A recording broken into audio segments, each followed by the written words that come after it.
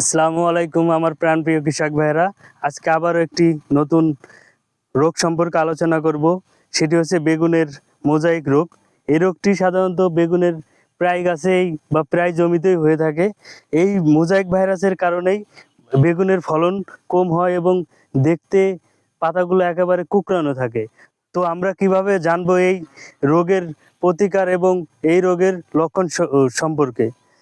তো প্রথমে আমরা জেনে নেই এই গাছের লক্ষণগুলো দেখতে কি রকম। প্রথমত এই পাতাগুলো একেবারে হলুদ এবং গাঢ় সবুজ ছোপ ছোপ দেখা যাবে। এই হলুদ বর্ণ দেখে বুঝতে পারবো যে এটা মোজাইক ভাইরাসের আক্রমণ। এছাড়াও এই গাছে আছে এবং পাশের গাছে আছে।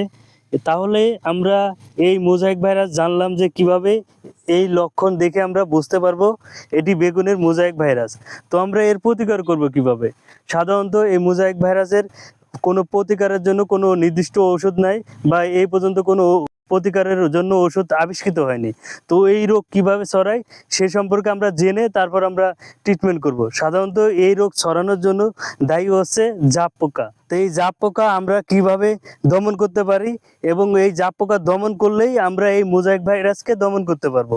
প্রথমত জাপ পোকা এই মোজাইক ভাইরাস বহন করে এবং জাপ পোকা এসে এই গাছের পাতার নিচে এসে রস খাবে, সাথে সাথেই এই জাপ পোকাই ভাইরাসের জীবাণুটা বেগুনের মধ্যে স্থানান্তর করবে। স্থানান্তর করার পর এই বেগুনের গাছগুলা একেবারে হলুদ এবং সবুজ সব সব দাগ দেখা যাবে, যার ফলে ফলন একেবারেই কমে যাবে।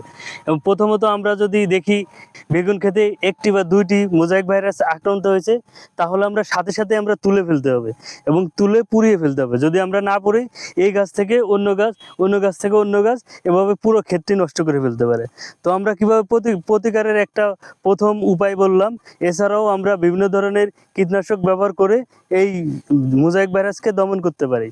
প্রথমত আমরা এই মোজাইক ভাইরাস দমন করার জন্য আমরা জাপ পোকাকে দমন করতে হবে এবং জাপ পোকায় এই বেগুন গাছের এই রস শুষে খাওয়ার কারণে এই রোগগুলো হয়ে থাকে, যার ফলে ফলন উৎপাদন কম হয়। তো আমরা এই জাপ পোকাকে দমন করার জন্য কি কি কীটনাশক ব্যবহার করব?